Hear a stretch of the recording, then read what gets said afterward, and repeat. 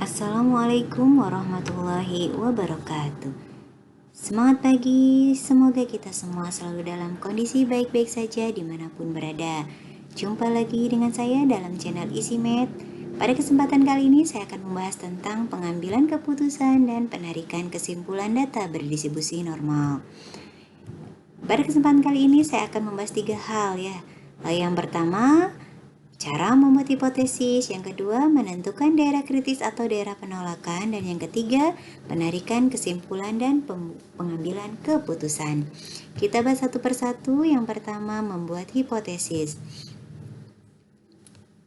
Apa yang akan kita lakukan dalam menyelidiki suatu permasalahan? Apa sih yang pertama kalinya kita lakukan itu adalah biasanya itu kita menduga dulu ya, membuat dugaan. Nah, dugaan penyelidikan dalam matematika dinamakan dengan hipotesis. Nah, penyelidikan ini menyelidiki apakah dugaan tersebut benar atau salah, sehingga dinamakan uji hipotesis. Ada 3 cara menentukan uji hipotesis ini. Yang pertama, uji dua pihak, di mana H0-nya adalah P sama dengan P0 dan H1-nya adalah P tidak sama dengan P0. Di sini ini kenapa dinamakan uji dua pihak dari sini ya. P tidak sama dengan P0 itu berarti bisa kecil, bisa lebih besar. Nah, untuk H0 P sama dengan P0 itu hipotesisnya juga bisa H1-nya bisa P lebih dari P0 juga, selain H1 yang tadi, bisa juga P kurang dari P0. Yang kedua, uji satu pihak sebelah kanan. Nah, H0-nya apa? P kurang dari sama dengan P0 dan H1-nya P lebih dari P0. Jadi penamaan kanan ini sebenarnya lebih melihat kepada H1. H1-nya itu lebih dari berarti sebelah kanan, maka dinamakan uji satu pihak kanan. Yang ketiga, uji satu pihak kiri, berarti H0-nya adalah P lebih dari sama dengan P0 dan H1-nya P kurang dari P0. Ingat H1 itu lawan dari H0 ya, jadi kalau H0-nya lebih dari sama dengan, maka H1-nya adalah kurang dari. Nah, sebelah kiri kalau kurang dari. Apa sih itu H0 dan H1? H0 adalah hipotesis 0 adalah merupakan hipotesis atau pernyataan yang dianggap benar dan akan diuji kebenaran. Jadi kita akan menguji H0 ya. Sedangkan H1 merupakan hipotesis alternatif, adalah lawan dari suatu hipotesis 0. Jadi lawan dari H0, H1 tuh. Yang kedua, menentukan daerah kritis atau daerah penolakan. Daerah kritis atau daerah penolakan ini sebenarnya melihatnya dari arah H1 yang kita buat. Ada berapa jenis H1 yang dibuat? Itu biasanya ada 3 jenis ya. H1 yang pertama adalah bentuk mu tidak sama dengan mu0, berarti ini untuk uji dua pihak ya.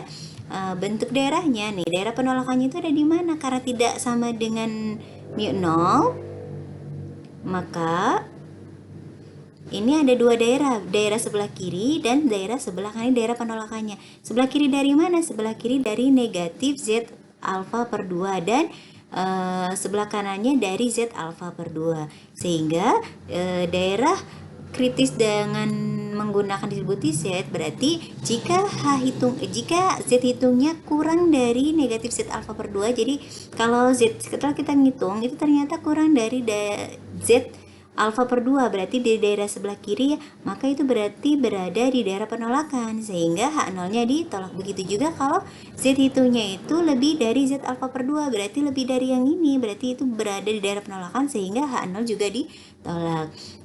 Dan jika Z hitungnya itu berada di antara di daerah sini, di daerah yang tidak diarsir, maka otomatis H0-nya diterima karena tadi daerah penolakannya ada di sebelah kiri dan sebelah kanan. Begitu juga kalau kita menggunakan distribusi T ya, jika T hitung kurang dari negatif T alfa per 2 atau T hitungnya lebih dari T alfa per 2, maka H0-nya ditolak. Dan jika negatif T alfa per 2 kurang dari T hitung kurang dari T alfa per 2, maka H0-nya diterima. Bentuk yang kedua, untuk H1 mu lebih dari mu0, berarti ini merupakan uji satu pihak sebelah kanan ya. Nah, berarti daerah penolakan juga ada di mana? Ada di sebelah kanan di sini. Kanannya siapa? Z alfa. Sehingga dengan menggunakan distribusi Z, jika Z hitungnya lebih dari Z alfa, berarti sebelah kanannya, maka otomatis berada daerah penolakan. Sehingga kesimpulannya H0-nya ditolak. Dan jika Z itunya kurang dari berarti daerah yang bukan diarsir, maka H0-nya diterima. Begitu juga dengan distribusi T ya. Jika T hitungnya lebih dari T alfa, maka H0 ditolak. Dan jika T hitung kurang dari T alfa, maka H0-nya diterima. Bentuk yang ketiga, untuk H1 mu kurang dari mu 0, berarti uji satu pihak kiri ya. Maka nih daerah penolakannya ada di sebelah kiri. Sebelah kirinya siapa? Negatif Z alfa. Sehingga jika kita menggunakan distribusi Z diperoleh Z hitung kurang dari negatif Z alfa, berarti sebelah kirinya dari negatif Z alfa, maka berada daerah penolakan sehingga H0-nya ditolak. Dan jika Z hitungnya lebih dari Z alfa, berarti sebelah kanannya negatif Z alfa ini, maka H0-nya diterima. Begitu juga jika menggunakan distribusi T. Jika T hitung kurang dari negatif T alfa, maka H0 ditolak. Dan jika T hitung lebih dari T alfa, maka H0 diterima. Berikutnya, bagaimana cara menarik kesimpulan dan pengambilan keputusan ya. Ada langkah-langkah yang harus kita lakukan sebelum kita mengambil keputusan dan menarik kesimpulan. Yang pertama itu menentukan H0 dan H1 terlebih dahulu. Kita cek permasalahannya apa, lalu kita buat hipotesisnya ya. Yang kedua, menentukan tingkat atau taraf signifikansi atau taraf nyata. Biasanya disimbolkan dengan alfa. Yang ketiga, menghitung nilai statistik uji. Nah, di sini ada dua hal ya. Jika ukuran sampelnya yang diuji itu lebih dari sama dengan 30, maka statistik uji yang digunakan adalah menggunakan uji statistik Z ya. Rumus Z hitungnya seperti ini, X bar dikurangi mu 0 dibagi sigma per akar N, di mana X bar itu merupakan rata-rata sampel yang diambil, sedangkan mu 0 adalah rata-rata populasinya, sigma adalah simpangan baku, akar N itu data untuk sampelnya. Nah, yang kedua, jika ukuran datanya kurang dari 30, maka yang digunakan adalah statistik uji T ya. T hitungnya kita gunakan rumus ini sama aja, X bar dikurangi mu 0 per S per akar N ya, dimana T itu merupakan distribusi student dan derajat kebebasannya DF sama dengan N-1. Nanti bisa lihat tabel juga. Jadi cek DF-nya, derajat kebebasannya adalah N-1. Lalu yang keempat, setelah kita menghitung nilai statistik uji, berarti berikutnya adalah menentukan daerah kritis. Seperti yang tadi, daerah penolakannya di mana gitu ya. Lalu yang kelima, baru kita bisa mengambil keputusan dan penarikan kesimpulan, tentunya dengan memperhatikan dan membandingkan nilai hitung dengan nilai tabel ya, nilai Z alfa atau Z T alfanya, berarti dilihat bisa dari tabel.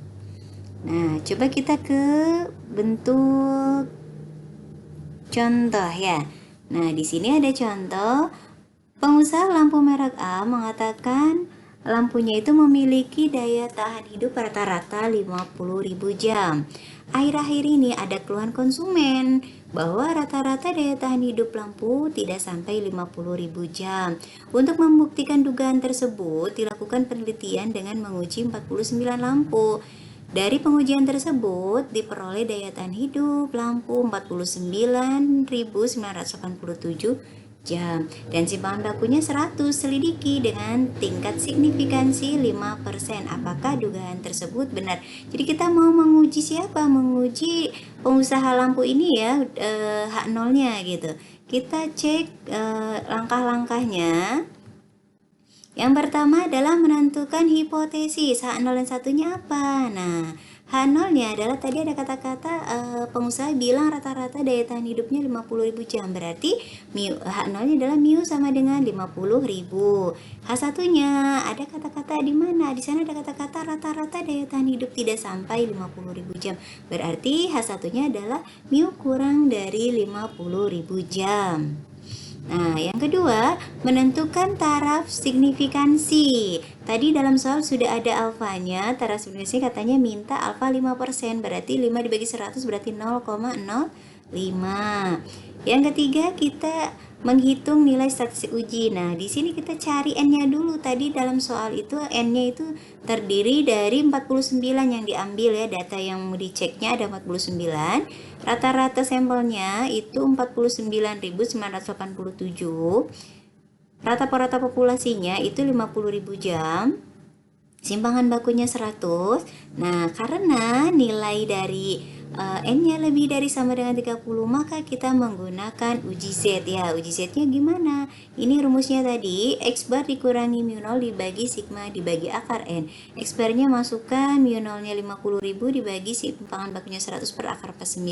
Dihitung sehingga diperoleh negatif 0,91. Langkah berikutnya, nilai Z itu sudah diperoleh ya. Langkah berikutnya adalah menentukan daerah kritis atau daerah penolakan. Nah, apa yang perlu dilakukan? Nah, di sini daerah penolakan itu selaras dengan H1. H1-nya tadi sudah ada, yaitu mu kurang dari 50.000. Maka daerah kritisnya otomatis Z kurang dari negatif Z 0,5 alfanya itu 0,05. Maka kita harus cari apa? Cari Z alfanya dulu ya. Z alfanya kita lihat alfanya tadi 0,05, berarti itu kan luasnya itu ternyata 0,05. Dilihat dari tabel tidak ada nilai yang pas di 0,05.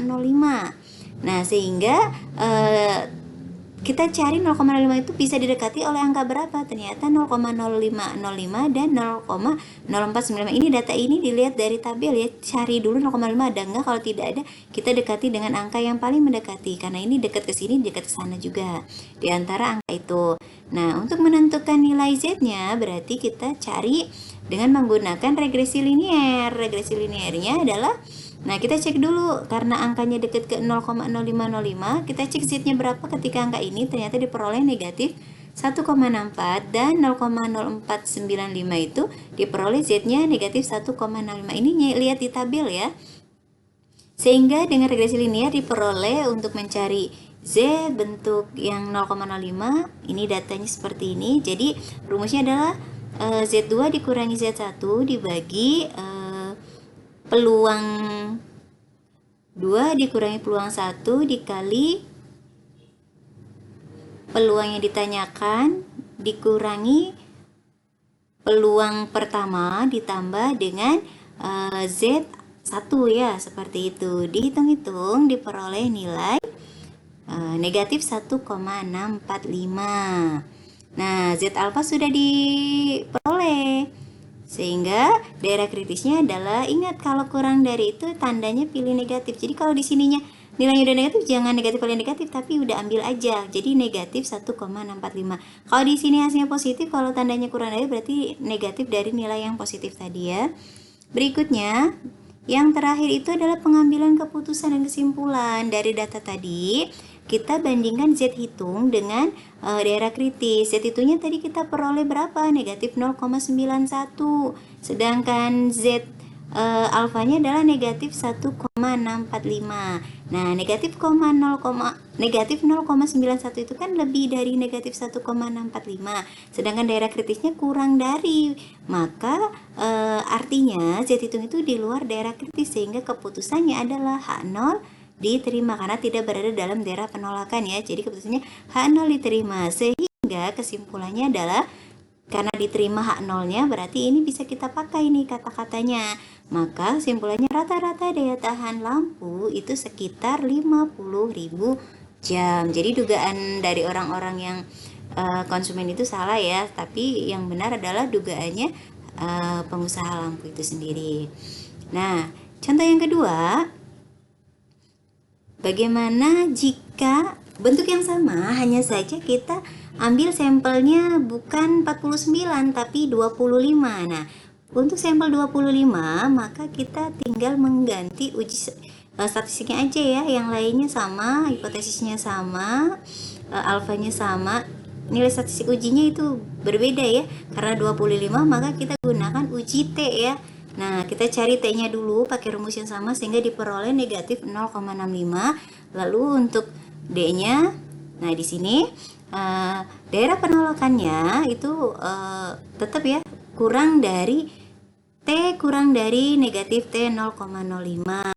Nah, sedangkan untuk menghitung T alfa kita perlu DF dulu, derajat kebebasan, yaitu N-1. N-nya tadi berapa? 25 kurang 1 berarti 24. Nah, kita tinggal lihat tabel untuk menentukan T alfanya. Kita cek DF-nya. Ini ada DF 24, lalu Nah, di sini ada dua arah dan satu arah. Kalau dua arah itu untuk bentuk yang uji dua pihak ya, maka pakai yang sini persennya, alfanya.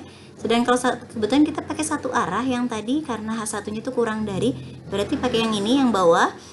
Tinggal kita pilih aja alfanya tadi berapa, 5%, berarti yang ini kita tarik ketemu dengan DF24 sehingga nilai dari T alfanya itu 1,711. Nah, sehingga daerah kritisnya walaupun di sini positif, maka daerah kritisnya tetap ya T kurang dari negatif, ambil negatif 1,711 seperti itu. Jadi ingat, kalaupun ini positif tetap di sini pakainya tetap yang negatif. Kalau lebih dari baru yang positif. Lalu pengambilan keputusannya, kita bandingkan T hitung dengan T alfa ya. T hitungnya tadi kita oleh negatif 0,65. Ini kan lebih dari negatif 1,711, berarti T hitung itu berada di luar daerah kritis sehingga keputusannya adalah H0 diterima. Kesimpulannya tetap sama kayak tadi karena H0 diterima, rata-rata daya tahan lampu sekitar 50.000 jam. Cukup sampai sini saja. Semoga pembahasan ini bisa dipahami dengan baik. Quote hari ini, dimanapun engkau berada, selalulah menjadi yang terbaik dan berikan yang terbaik dari yang bisa kita berikan. Dari B.J. Habibie. Sekian dan terima kasih. Wassalamualaikum warahmatullahi wabarakatuh.